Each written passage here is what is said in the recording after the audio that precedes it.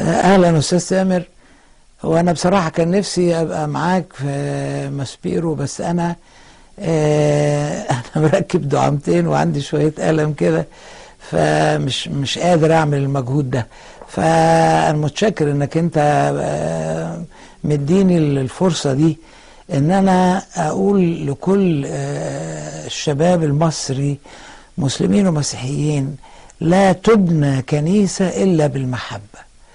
أنا عايز أقول للموجودين حاليا في ماسبيرو عشان خاطر ربنا خدوا بالكم إن إحنا ابتدينا نفرش أرضية محبة هناك في صول، اللي بداها فضيلة شيخ الأزهر، راح له نيافة أنبا ثيودوسيوس الأسقف العام في الجيزة ومعاه وفد من الآباء الكهنة، ولما اتكلم معاه وجد روح طيبة جدا من فضيلة الإمام الأكبر، وقال له إن ما فيش في الإسلام إن حد يهد كنيسة، ده ما فيش في التاريخ حاجة زي كده.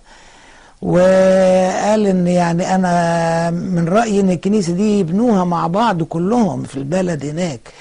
وبعد كده ما فيش 3-4 ساعات بعت بعض أصحاب الفضيلة هناك عشان يهدوا الجو ده. الكلام ده بقاله كذا يوم. فمن غير محبة ما بتتبنيش كنايس ولا بتتبني أي حاجة، لأن المحبة تبني. فأرجوكم إن أنتوا تساعدونا في إن إحنا نفرش أرضية محبة عشان الأمور ترجع في سلام زي الأول. وأنا بس عايز أقول لإخواتي في صول، إخواتي المسلمين في صول يعني، وبقول لإخواتي بكل الحب حقيقي يعني، إني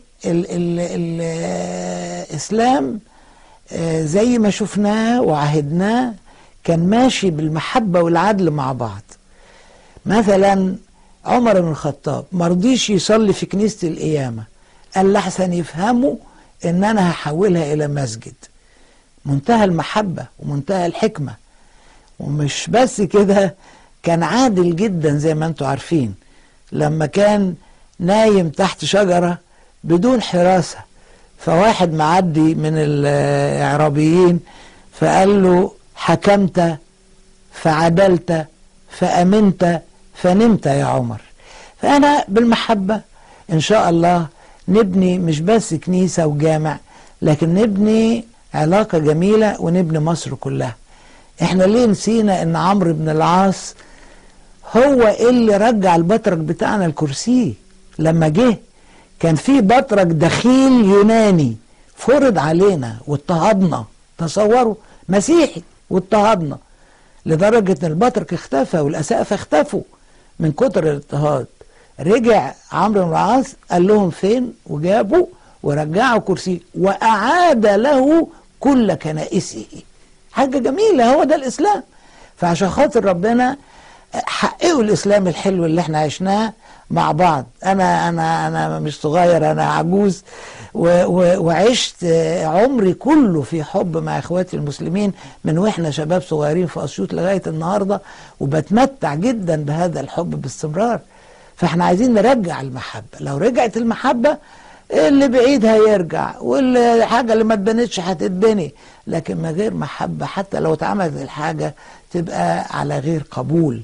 فأنا أرجو من إخواتنا وشبابنا في ماسبيرو، وكان شيء عجيب جدا جدا إن معاهم مسلمين متضامنين معاهم، روح جميلة يعني، ولغاية دلوقتي ماشية بطريقة حضارية وسلمية. لا، هنبتدي نغلط بعد شوية ويبتدي حد يخش في وسطينا غريب، لا مننا ولا من اخواتنا المسلمين، يكون يعني لا مؤاخذة يعني من النوع ده بتوع البلطجة، يرمي له حجر كده حجر كده الدنيا تولع. عشان خاطر ربنا نلم الموضوع. قداسة البابا قال لكم كده، وبعت بيان وأذاعوا التلفزيون عدة مرات على لسان نيافة أنبا أرميا بيطالب بالتهدئة. يبقى خلينا نعيش في سلام وفي هدوء. أنا كنت على اتصال بنيافة أنبا ثيودوسيوس، وعلى اتصال دائم بيه اللي هو الأسقف اللي في الجيزة، وقال لي الأمور بتتحرك في إيجابية فعلا. هو على صلة مستمرة لغاية سيادة المشير، وإحنا بنشكره على روحه الطيبة. وأيضا الفريق عنان ناس كتير متكلمة معاه، أيضا اللواء طارق واللواء حسن الرويني. قاعدين أنا حافظ الأسامي أهو مع إن أنا مش في الجيزة، من كتر ما هو بيقول لي قد إيه هم بيعملوا مجهود كبير جدا.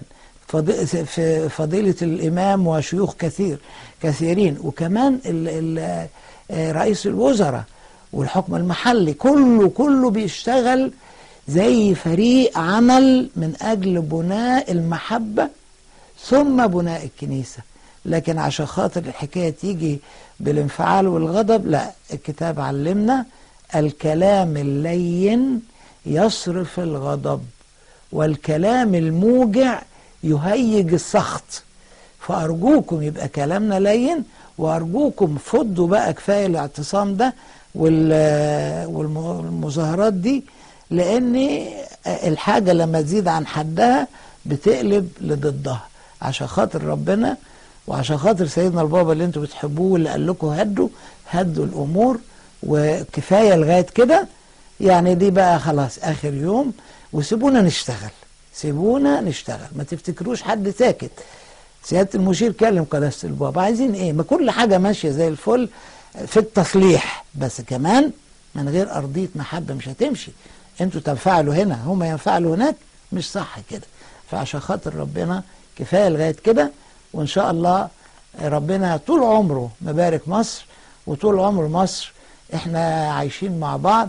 احنا وقفنا مع بعض ضد الفرنساويين وضد الإنجليز وضد الصليبيين، وصلاح الدين الأيوبي ادانا دير السلطان في القدس هدية للأقباط عشان اشتغلوا معاه ضد المستعمر الغربي. احنا اللي اشتغلنا مع بعض في الحرب بتاعت أكتوبر ضد الإسرائيليين. اللواء فؤاد عزيز غالي حرر شمال سيناء، واللواء باقي زكي هو اللي قال لهم فكرة الساتر الترابي، ازاي لما ندفع المية فيه يبتدي يتفتح ثغرة تخش منه الدبابات. عشان خاطر ربنا يلا نبني مصرنا. كل سنة وانتم طيبين ومصر بخير.